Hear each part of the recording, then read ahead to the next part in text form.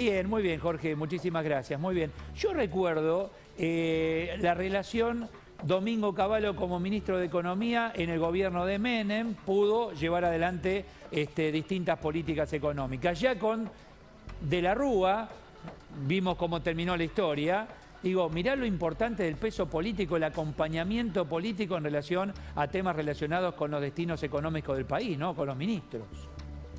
Bueno, yo creo que lo que vos estás mencionando tiene correlación con lo que estamos viendo a partir de este entendimiento o preacuerdo con el Fondo Monetario, al cual la coalición del Frente de Todos llegó en una situación de mucha tensión, porque había sectores más proclives a acelerar el cierre y otros que estaban tensando, poniendo objeciones o condiciones. La necesidad de cerrar ayer, que había que hacer un pago de más de 700 millones, aceleró algunos procesos y eso hizo que el gobierno saliera a anunciarlo como si fuera un acuerdo. Bueno, después el fondo dijo es un entendimiento, con una especie de carta de intención destinado a tener un acuerdo después. Pero yo no creo que haya demasiados cimbronazos internos porque todos estaban al tanto de lo que se iba a firmar, y esto lo digo a cuento porque obviamente va a haber mucho morbo periodístico y social en torno de qué hace el kirchnerismo duro, claro, qué hace Cristina, qué hace Máximo.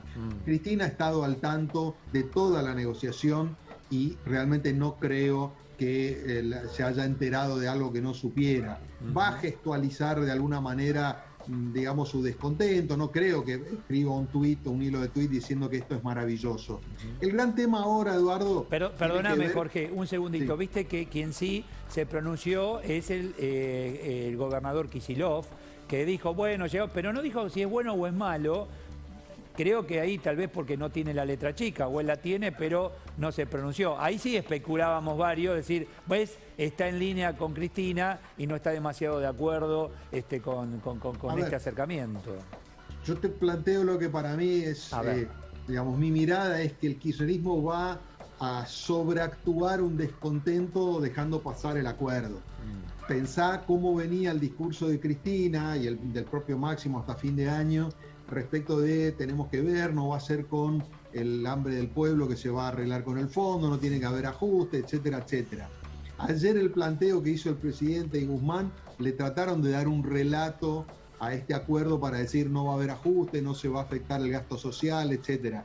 El kirchnerismo va a sobreactuar un poco esa idea de descontento, pero sería muy realmente extraño que pateara el tablero y desconociera el acuerdo. O sea, en línea con lo que dijo Cristina en Honduras, después apareció Vallejo, Moró, ¿esa sobreactuación interpretás? ¿O? Yo creo que hay una línea más radicalizada. Para mí Vallejos, Vudú, etcétera, están en una línea más inorgánica, que expresan el kirchnerismo más duro y que va a seguir diciendo que el acuerdo es muy malo y que ha criticado al presidente. Yo no creo que el kirchnerismo orgánico, llamémosle Cristina, Máximo, Guado de Pedro, terminen diciendo cosas como esas. Se van a quejar por el fondo y van a poner advertencias. Acá yo creo que lo importante, a mí, eso es para proteger su electorado, para darle un discurso, para decir no entregamos las banderas, etcétera, etcétera.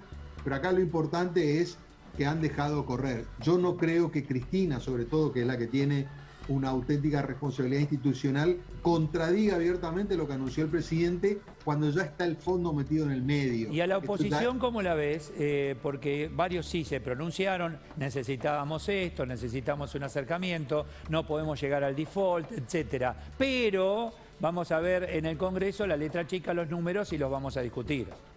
Bueno, es razonable lo que plantea la oposición. Ayer hicieron una reunión de urgencia Juntos por el Cambio y plantearon que conceptualmente acompañaban la idea de evitar un default y llegar a este preacuerdo, pero tampoco yo creo que le van a dar un cheque en blanco al gobierno, porque hay que decirlo, hasta ahora no existe un documento oficial firmado por ambas partes porque no hay un acuerdo, entonces no hay nada para mandar al Congreso. Hasta ahora lo que hay es un anuncio del ministro Guzmán y un comunicado del Fondo Monetario.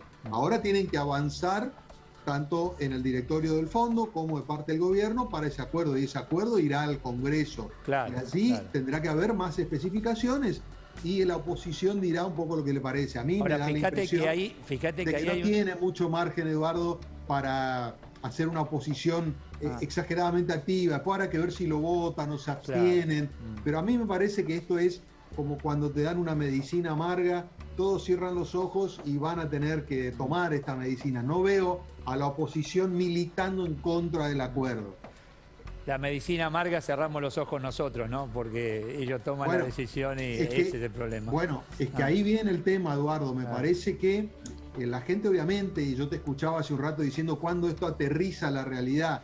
Lo que pasa es que cuando las cuestiones macroeconómicas que tienen que ver con este tipo de acuerdos no tocan supuestamente a la gente no se entera, pero cuando esas cosas fracasan o no funcionan, te aseguro que te enterás. Entonces, ahora hay que ver cómo el gobierno instrumenta, si este acuerdo se efectiviza, se oficializa, cómo lo instrumenta, cómo aplica estas medidas. Cuando te dicen hay que reducir a 2,5 el déficit fiscal de este año, bueno, ¿qué implican los hechos reales? El gobierno dice que es sin ajuste. Bueno, eso habrá que verlo, porque eso implica un crecimiento muy importante en la economía. Sin ajuste dice el gobierno, pero el comunicado del fondo dice con ajuste.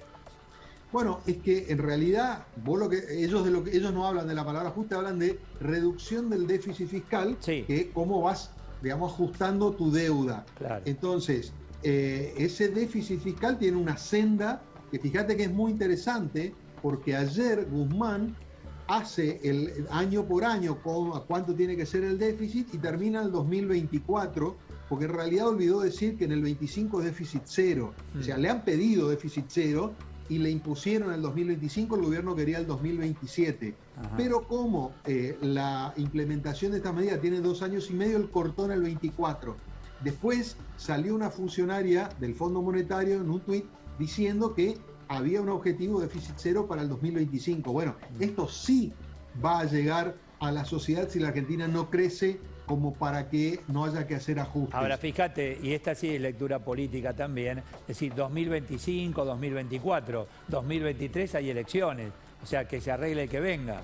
Sin duda, este es un acuerdo, yo te diría, de condiciones provisorias hasta que llegue un nuevo gobierno. Yo creo que en el medio, Eduardo, y basado en lo que ha sido el historial del comportamiento de la Argentina, habrá que ver si la Argentina puede cumplir con las revisiones trimestrales. Pensá que si hay acuerdo, cada 3 meses va a venir una misión del fondo a monitorear cómo está funcionando el programa, y efectivamente lo que el gobierno busca es tratar de postergar las decisiones más fuertes, e incluyendo el tema de los pagos, porque acá hay una cuestión que es, la Argentina despeja por 4 años el horizonte de los pagos. Si vos cumplís con el fondo en este tiempo, el fondo te va a dar la plata para repagarle. Entonces no hay que sacar del bolsillo del gobierno o del Estado argentino. O sea, el fondo te va a decir, tome para que usted me pague. Exactamente. Ahora, en el tome para que usted me pague, ahí hay un costo. Por supuesto, ellos te dicen, para que yo te siga dando esa plata para que vos me pagues y no caigas en default, vos tenés que cumplir todo esto que está en el acuerdo. Ahora, te quiero decir una cosa. A partir del 5.º año hasta el año 10, o sea, los 6 años posteriores, hay que devolver supuestamente 44.000 millones de dólares. O sea, la Argentina, para no incumplir, tendría que estar creciendo a un ritmo fenomenal, porque en 6 años tenés que pagar la cuenta. Sí, claro. Ahí ya no te vuelven a prestar. Si uno lo analiza objetivamente, nos están haciendo un gran favor, porque te estoy poniendo en orden, te estoy ayudando a que hagas bien las cosas, te vengo a auditar porque sos desprolijo. O sea, en realidad es eso, ¿no? Bueno, Eduardo, yo creo que vos me estás mencionando un punto crucial. El primer objetivo positivo es que evitan el default, pero el segundo es que el Fondo Monetario, para tratar de cobrar la deuda, le pone una hoja de ruta a un gobierno que ha tenido innumerables inconvenientes para definir la macroeconomía ordenadamente por los tironeos internos que tuvo. Entonces ahora la Argentina, el gobierno, se va a exponer o a cumplir con esa hoja de ruta que es, yo te diría, bastante más flexible de lo que eran los programas del fondo hace un tiempo atrás, y que la Argentina ha padecido fuertemente. El fondo ha sido más laxo en estos primeros años, digamos, no le apretó el cogote a la Argentina, pero va a tener que empezar a hacer los deberes. Exactamente, te da un orden, te dice si querés que yo te siga prestando para no tener que sacar de tu bolsillo, tenés que ir ordenándote por esta vía. Cuando el oficialismo señala con el dedo, y hace un rato habló Kreplak y después borró su tuit, o sea, tuiteó y borró ese mismo tuit. Bueno, acá nos endeudaron, ahí está el gobierno del expresidente Mauricio Macri, ahí está ese dinero, esa deuda, que obviamente dinero que otorgó el Fondo Monetario pensando en un plan de gobierno, en un gobierno que después se vio trunco en su reelección, etcétera. Pero ese dinero, efectivamente, ¿qué se hizo? ¿Se utilizó para fugar, como ellos dicen? Aclará un poco esa historia. Bueno, en realidad el problema o sea, lo que hizo Macri fue cambiar de acreedor, porque la deuda de la Argentina la venía teniendo y venía creciendo. Claro. El asunto es que en un momento donde la Argentina no le prestaban plata, recurrió al Fondo Monetario. El Fondo Monetario le prestó lo que es el crédito más grande de la historia del organismo y de la Argentina también, y entonces cambió el acreedor porque el fondo le daba mejores, le daba más dinero y le daba condiciones más flexibles.